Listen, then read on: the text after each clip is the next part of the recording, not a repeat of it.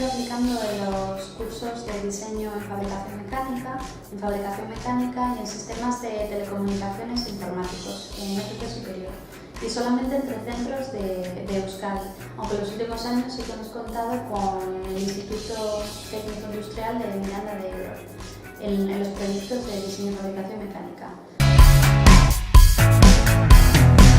Llevando ya 9 años de aplicación de esta metodología, Intercentros está bastante consolidada en él, y entonces decidimos darle un valor añadido incorporando la variable internacional. De esta forma surge el MOTIF.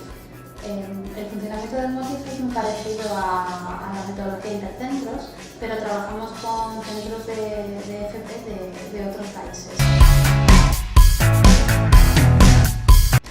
Esto supone que se desarrollan otras competencias y hay más dificultades a la hora del trabajo virtual, como puede ser el trabajar en lengua extranjera, el trabajar con centros que tienen distintos sistemas educativos y con centros que tienen distintos currículums. Hay que tratar también con las diferencias entre currículums entre los distintos países, que dan lugar a proyectos más multidisciplinares. Digamos que MOTIF es el hermano joven e internacional de Intercentros.